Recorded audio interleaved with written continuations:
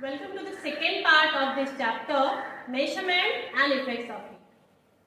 Children, in the last part we learned about the sources of heat. We learned the relationship between heat and temperature. Towards the end, we learned that it is very necessary to measure the temperature as it is a very relative term. It can change from person to person, and that's the reason why a device used to measure the temperature is the thermometer. In this part of the video, we are going to learn about the different thermometers and their working in short. So, let us get started. Here are a few pictures of the different thermometers that are used in day-to-day life. Let us talk about each of them in little detail. The first thermometer which is shown over here is used to measure the atmospheric temperature. Let us see how is it constructed. A thermometer basically is a glass apparatus, or it's a long glass tube which inside has a very thin glass tube, as you could see over here. There is a very thin glass tube inside, and towards one end of the tube there is an enlargement of the tube. We can call it a bulb of that tube, or it can be called the bulb of the thermometer itself. So this thermometer consists of a very thin glass tube which is inside one large glass tube, and it has a bulb. This thermometer measures a very large range of temperatures, ideally starting from 40 degrees to about 110 degrees Celsius. But it can be even beyond that. Inside the glass tube and the glass bulb is a liquid film. In the traditional thermometers, the liquid that was used was mercury. You know, mercury is a metal and it is the only metal in the liquid state. It is very shiny and it does not stick to the glass. That's the reason why in the ancient time, right from the beginning, or right from traditionally when the thermometers were made, right from that time, mercury was used in the thermometer. But over a period of time, when man started learning its property and understood that mercury can be very harmful, nowadays the mercury is replaced by alcohol. So what is used in the thermometers nowadays? I am talking about the thermometer used to measure the atmospheric temperature. So in such thermometer, what is used is alcohol. Alcohol is a compound which is in the liquid state, and it expands on heating. So how does this thermometer works is that, be it a mercury thermometer, which as I said, it does exist, but nowadays it is not in very common use. What is used is the alcohol thermometer. So these bulbs of the thermometers are dipped in the substance of which the temperature is to be measured, and it is kept in contact with that substance until it attains the temperature of the substance. How do we understand that? Once it attains the temperature of the substance, or start attaining the temperature of the substance, you see this liquid start rising into the glass tube, and it goes higher and higher and higher until it attains entirely the temperature of the substance. So thus, if the substance, for example, if you are taking heated water, if the temperature of that hot water is 40 degrees Celsius, it will stop there itself. It will rise till 40 and it will stop. If it is 70 degrees Celsius, it will rise till 70 degrees and it will stop. If it is 100 degrees Celsius, it will rise till 100 degrees Celsius and it will get steady over there. So that is how the thermometer functions. Next thermometer that we are going to talk about is the clinical thermometer. Clinical thermometer is what is used by the doctors. This is used to measure our body temperature. Do you know what is the normal body temperature of a human being? It is 37 degrees Celsius. That means 98 Fahrenheit. So 37 degrees Celsius is the temperature of our body, and that's the reason why The range of this clinical thermometer is from 37 to 42 degrees Celsius. Any rise in the temperature of the body beyond that would be fatal. That means it is highly dangerous. Generally, we don't wait till the temperature goes that high. And that's the reason why this clinical thermometer has that small range, 37 to 42 degrees Celsius. But do you see them so often? This is the thermometer which is used only in the hospitals, but nowadays even hospitals don't use it. So what is used commonly to measure the body temperature are these digital thermometers. Nowadays, being this corona condition being so around, each of us must be wearing at least one of this type of digital thermometer. This is something that is very commonly used. And during this COVID situation, you must have seen this heat gun as well, or this thermometer gun as well. Both of these don't function using any liquid.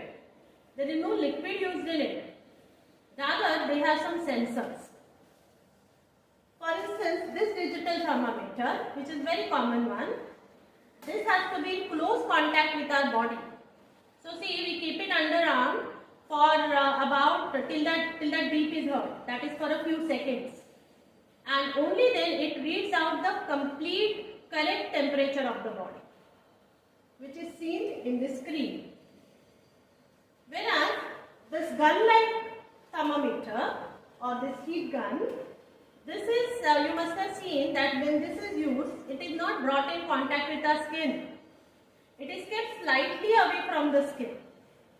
This has even more sensitive sensors which can detect the temperature within fractions of second by being in not very physical contact, but in just very little contact with the skin. So these are the two different types of digital thermometers that are used to measure the body temperature. There is yet another type of thermometer used. This is called as the maximum minimum thermometer. The maximum minimum thermometers are generally used in the observatories. They are used in the meteorological stations in order to measure the atmospheric temperature. So during whole of the day, it keeps on rising and going down, and that measures what was the maximum temperature of that day and what was the minimum temperature of that day. So that is the thermometer called as the maximum minimum thermometer. So let's come and learn few more aspects of the concept of heat. Let us try to know what is meant by specific heat. The amount of heat that is needed to increase the temperature of a substance. That means some given amount of substance. Let us call it the unit mass of substance through 1 degree Celsius is called as its specific heat. Let me read it out to you. The specific heat of an object is the amount of heat required to increase the temperature of unit mass of that substance through 1 degree Celsius. What is meant by unit mass? Unit mass is some definite amount of the mass. It is some definite mass. It is some fixed amount of the mass. Now that definite mass could be 1 gram, it could be 10 gram, it could be 100 gram, it could be 1 kg, 10 kg, it could be just anything. So what is the amount of heat required by that given amount of or that given mass of that substance to rise its temperature by 1 degree Celsius? That means starting from some specific temperature, say 40 degrees Celsius, reaching to 41 degrees Celsius. That amount of heat required by that particular substance is called its specific heat. And because it is subjective, that means it changes from object to object, substance to substance, every substance have got different amount of specific heat. Even if we compare a few metals, element copper will have different specific heat than aluminium, than iron or than mercury. So thus specific heat, that is that specific amount of heat that every substance needs to to rise its temperature by 1 degree Celsius for a unit mass. Specific heat is denoted by the symbol C, lowercase c, small letter c.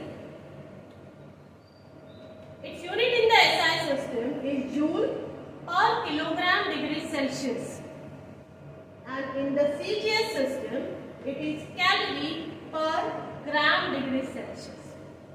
So note the units of specific heat.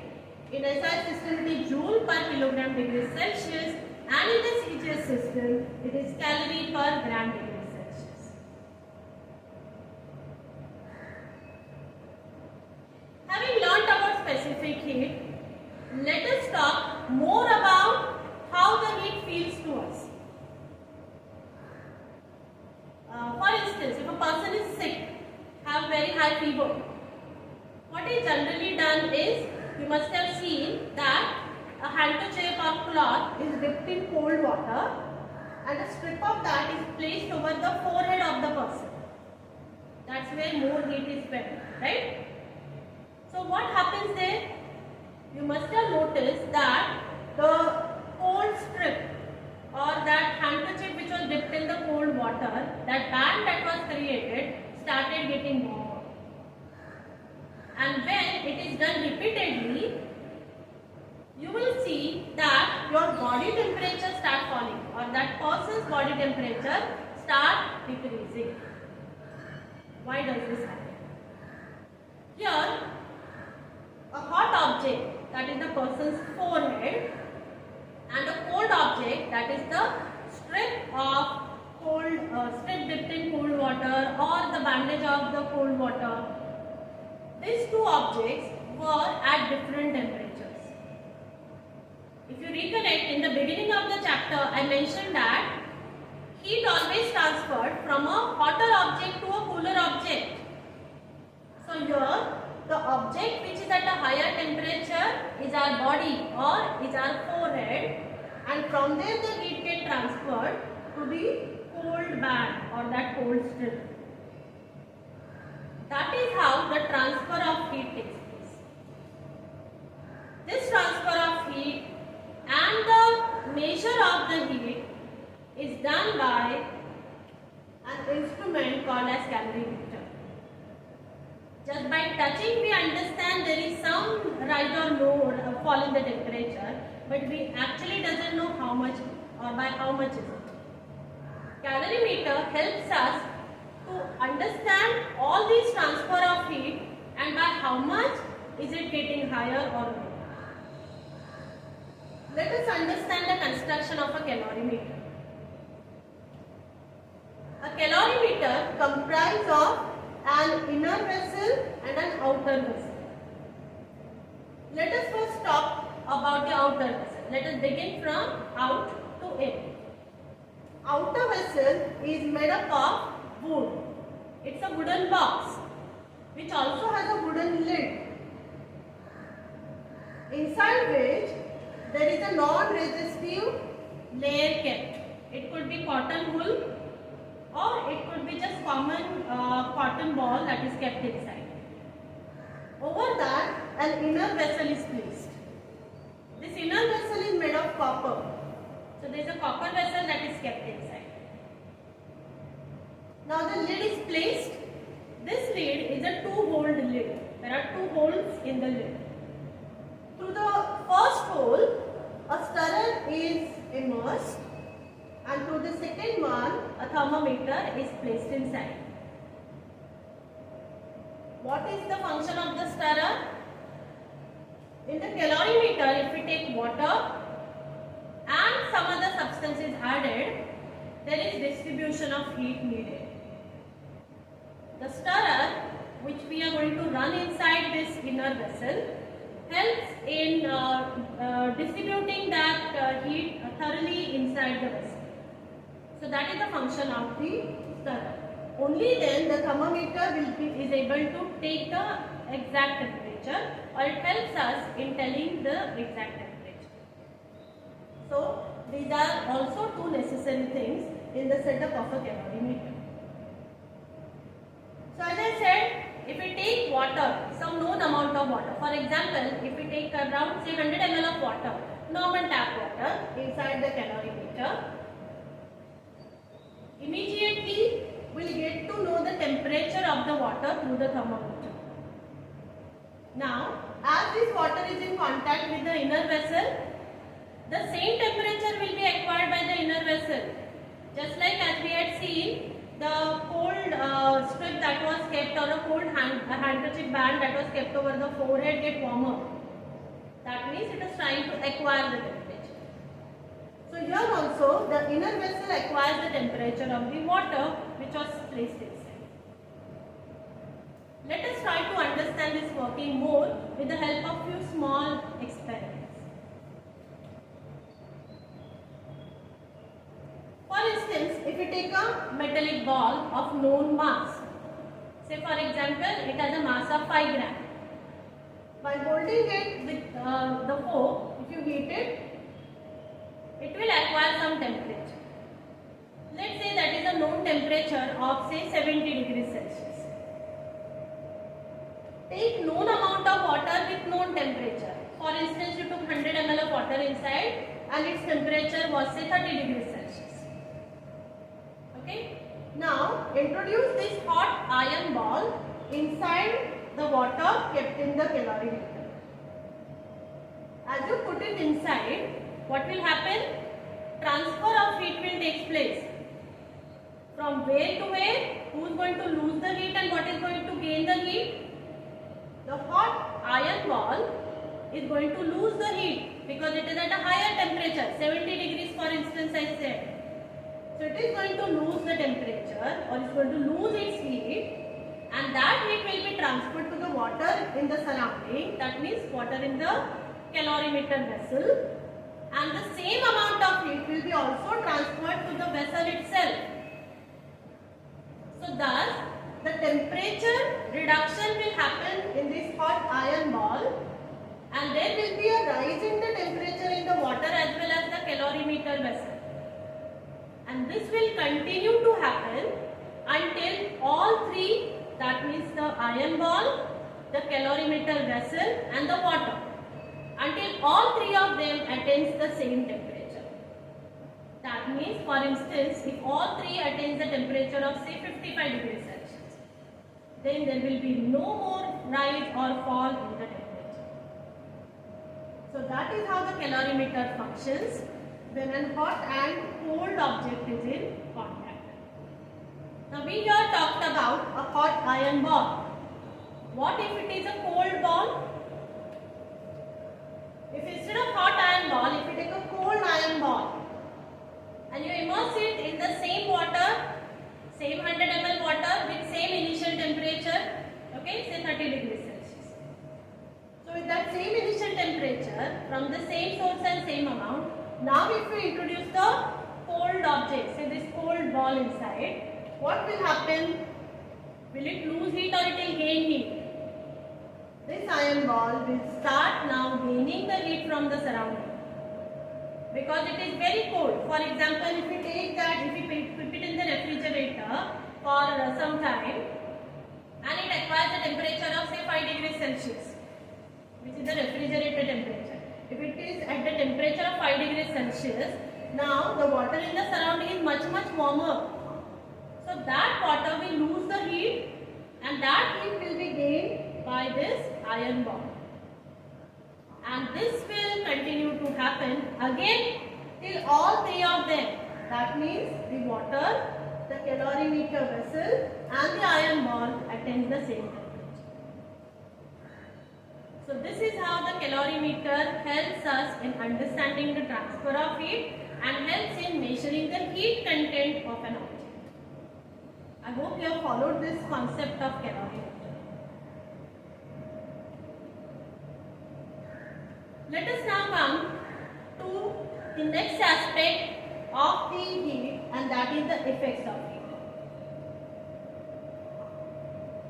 heat. Heat can lead to the expansion or contraction of the substance. Heat can also help in the change of the state of the substance. For example, when ice melt, this example we used earlier in the earlier video, when ice melts, its temperature changes, its heat level changes, and ice, which is in the solid state, converts into the liquid state. So the change in the state happens. So in this chapter, we will not talk more about changes in the state. Rather, we will talk about expansion of the substance more than the contraction. We will talk more about the expansion of the substances due to supplying heat. But naturally, opposite will happen, that is contraction, if the heat is withdrawn. If we don't supply, that means if we withdraw the heat, the substance will contract. If we supply the heat, the substance will expand. So let's understand this expansion of the different substances. Expansion can be noticed in all three states of matter.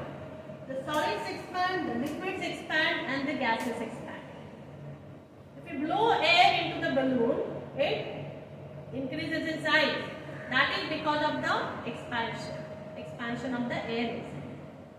This and many more examples you can think about, and you can understand this concept of, or you can observe this concept of contraction and expansion of these different substances even in our day-to-day life. Let's first talk about expansion of solids.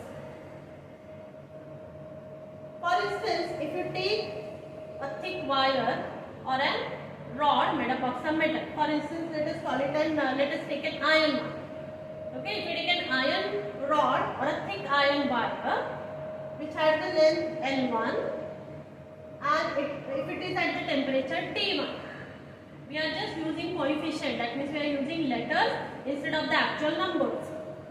So if it had the length of L1 at the temperature T1, if this temperature rises from T1 to T2, then there is increase in the length from L1 to L2. Now these two arrows shows us the exact length that it has increased after it has been heated. So this is what is an example of linear expansion. Linear is in one line. Only a line, that means only length has increased. So expansion of solid is carried out in various ways. One of that is called linear expansion. Let's take one more example. Here, an entire metallic plane is heated. Say you take a square of, or say a thin sheet of iron. Okay, an iron sheet or an iron square, and you heat it entirely. The area of this plane or area of that sheet is A1, and before heating it was at the temperature T1. When you heat it, the temperature went up to T2, and you see there is a change in the area from A1 to A2. So you could see here both length and breadth has increased. This is what is called areal expansion. So this is the second type of expansion seen in the solids, that is areal expansion. Let's talk about the third. Here we will take a block of the metal. Say for example, we take a small brick of metal. Say small iron brick. Now this is a three-dimensional figure. Not only it has length and breadth, okay, it will have its own volume as well. Now if this metal block or if this metal brick was considered to have the temperature T1 and volume V1 before it is heating, then on heating, after heating for a definite amount of time, for example after heating for about say 15 minutes or 20 minutes, you see that there is a change in the temperature T2, and at that temperature T2 its volume went rising to V2. This particular expansion is called as the volumetric expansion. So when the volume increases, when the volume expands, then the solid is said to have volumetric expansion. So we learned that the solids can expand expand in three different ways. One is increase in the length, we call it linear expansion. Then we learned areal expansion, that is increase in the area, and then the volumetric expansion, that means increase in the volume. Having learned about the solid, let us take its applications. If at all you have noticed ever, the railway tracks are never very closely joined. They always keep a small gap between two tracks. That gap is almost the thickness of that of our two fingers. Why that is? During summer or even during the daytime, because of the natural heat of the sun, this metal gets heated strongly, and as it gets heated, it expands. So this gap is kept as a provision to accommodate that expansion. If this gap is not kept at all, what will happen? Both these tracks will expand, they will join, and they will just deviate from their path. And this will lead to major accidents. That's the reason why that gap is needed, so that even if they expand, they will just closely join. And they will be just again the continuous smooth track. Expansion can be seen even in the bridges. The bridges have metallic vertical structure as well as horizontal structures, and these also expand due to the heat. Especially in the countries where summers are very hot, such bridges have to have the provision for this expansion. So these metallic vertical constructions have the gaps, the horizontal flats on which the vehicles or the people have to move, that also has the gaps kept purposefully as a provision to accommodate this expansion. So this expansion will be all three types. It will be linear, it will be aerial, as well as volumetric. So these are some of the applications of this expansion of solids. Let's come to the expansion of the liquids. Here you could see that there is an apparatus here. Okay, this is the flask. Inside, this is indicating a thermometer. The one which has the bulb is indicating a thermometer, and then there is one empty glass tube which is also immersed inside. Of course, this is a diagrammatic representation. In reality, the things look slightly different. So there is a thermometer, there is a glass tube which is kept inside this conical flask, and it is closed with a cork. Before closing, some colored water is taken inside the flask. When it is not heated, the level of the water is marked. After which, when we start heating it, you will see that the water in that glass tube started rising. And as long as you keep heating it, it will go on rising further and further and further. To a stage, you can reach to a stage where the water can just ooze out of the that tube. You will simultaneously see there is a rise in the temperature. So this particular example, this particular demonstration helps us in understanding that liquids expands on heating. So what happens when liquids are heated? Whenever any liquid is heated, its volume increases. Why volume increases? What is the basic characteristic that liquids have? Liquids do not have a specific shape, but it has a definite volume. It can take the shape of the container, but its volume does not change. So 1 liter liquid, 1 liter water, say you can put it in a jug, you can put it in a jar, you can put it in a water bottle, but it will remain 1 liter. So volume does not change, but volume will change if it is heated. So on heating the liquid, its volumetric expansion takes place. Now let's come to the gases. Now again we have to take a similar setup. Take a test tube, empty test tube. When we say it is empty, that means it doesn't have any visible substance inside. But what does it have inside? Air.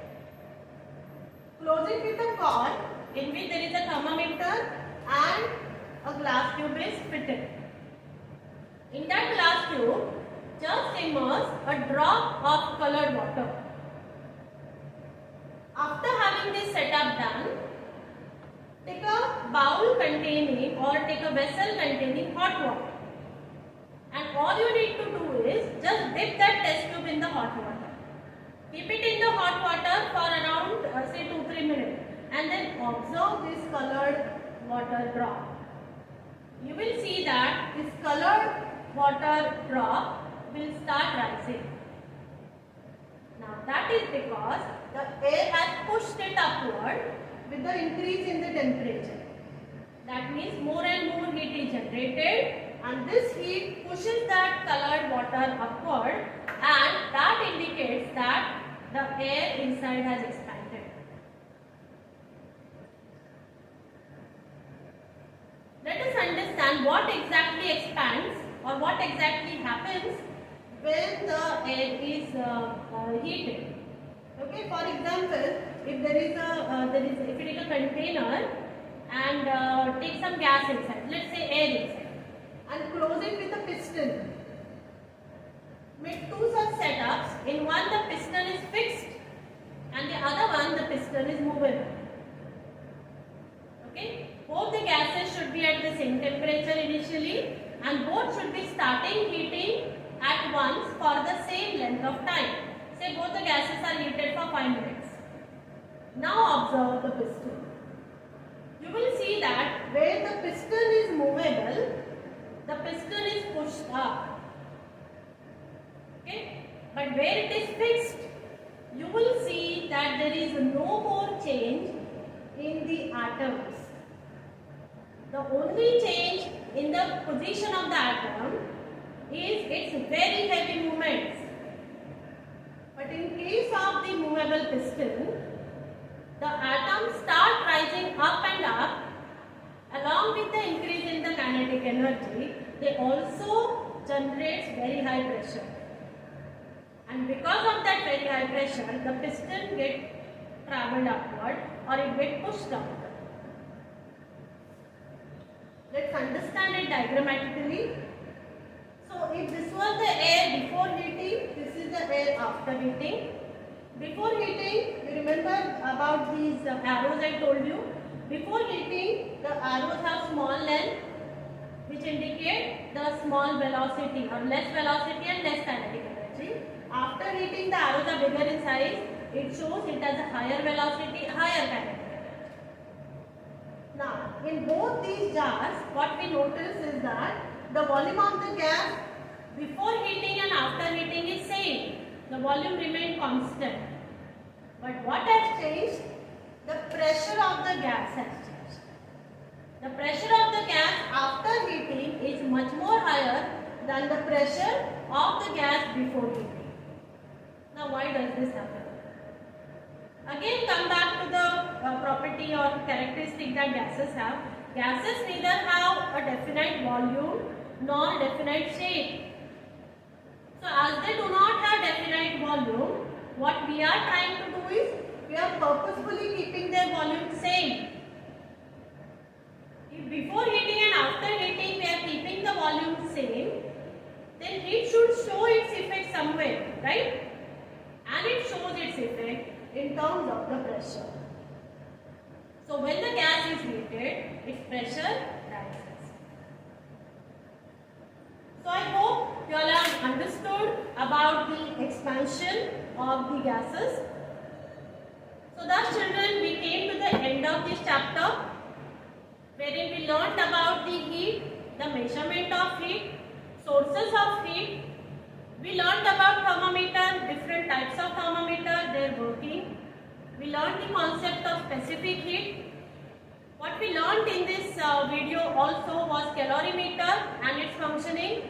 And lastly, what we learned about the effect of heat in terms of its expansion.